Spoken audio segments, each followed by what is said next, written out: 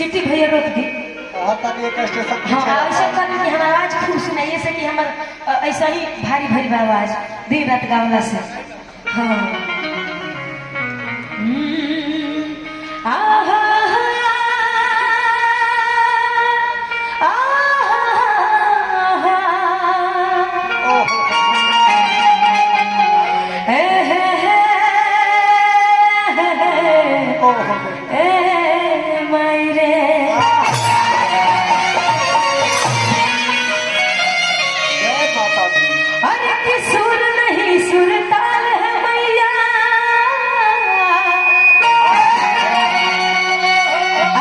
कैसे तेरा गुन गाऊं कि मैंने चादर ओढ़ के मैया कि द्वार में तेरे आऊं। देखिए इस साजबाज पर हम पहला बार गाओ ताकि तो जो भी गलती हुई रोज माफ करो।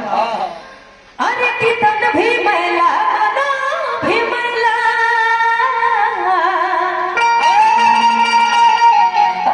दाग को कैसे छुड़ाऊं कि बन के भिखारी में तेरे द्वारे कि सर बार बार झुकाऊं।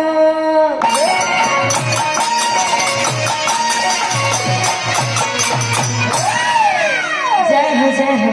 आज हम नेहराज और जितना भी भैया चाचा जितना भी लोग देखा था सब मिल के ही जैसे प्रणाम करते हैं। आशीर्वाद की कामना रही। एक बार काली मैया के नाम पर ताली बजा के आशीर्वाद दे दी। काली मैया की दुर्गा मैया की जय हो जय हो। आइए माता रानी के भजन रही उसके बाद से गाँव झंड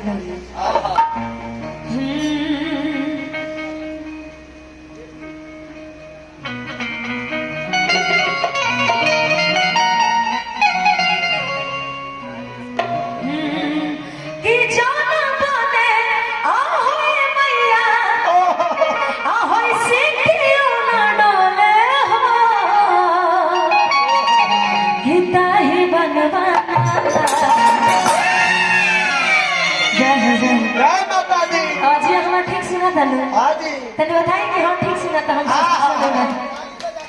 रात इतना ना प्रोजेक्ट गाएगा रहता 30 को 40 को रोज के तो ऐसे तनी आवाज के परिस्थिति खराब रहता। तो जो भी करते हो अरे वो समय घर के बेटी बहन बानी माफ करेगा रघु से बाबा से पीछे वाली प्रणाम।